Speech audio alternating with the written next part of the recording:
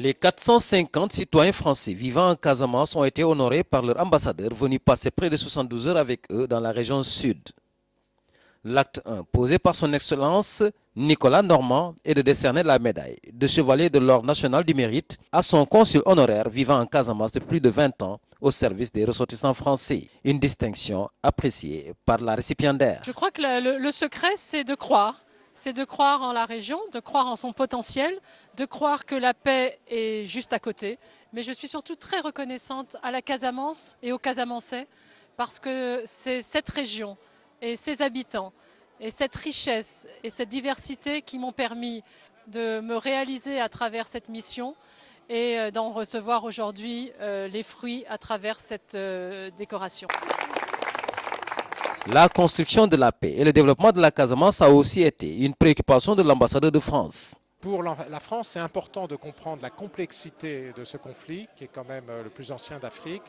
C'est la première fois que les choses bougent fortement. Avant, on constatait un certain découragement, un certain immobilisme, avec des rebelles sans cause et quelques rares idéologues aussi. Il faut venir ici pour le comprendre, pour le savoir. De Dakar, on ne peut pas bien comprendre. Ce dernier, qui a pris langue avec différents acteurs du processus de paix, affiche un optimisme sans faille pour l'aboutissement de ce chantier, non sans renouveler l'engagement de la France à appuyer la dynamique de paix enclenchée depuis quelque temps. Nous préparons déjà le DDR, c'est-à-dire le désarmement, démobilisation, réinsertion, qui est tout un processus qui devra permettre à tous les jeunes et les autres aussi de se désarmer contre des avantages en nature et d'être démobilisés et d'être réinsérés par des formations professionnelles, par du matériel agricole ou autre qu'on va leur remettre gratuitement, par une aide financière et technique qu'on leur apportera.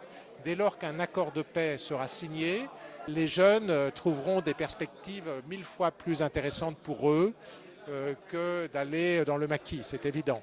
C'est ce passage de cette situation actuelle de pourrissement jusqu'à ces dernières années à une perspective dynamique de paix, de progrès, de développement économique et social, de réinsertion dans la vie civile, de retour à la légalité, d'affirmation des valeurs de paix, de sécurité pour tous. C'est un ambassadeur de France très satisfait de rencontrer ses concitoyens vivant en Casamance et la plupart de ces acteurs clés du processus de paix en cours qui a quitté Ziguinchor avec beaucoup plus d'espoir.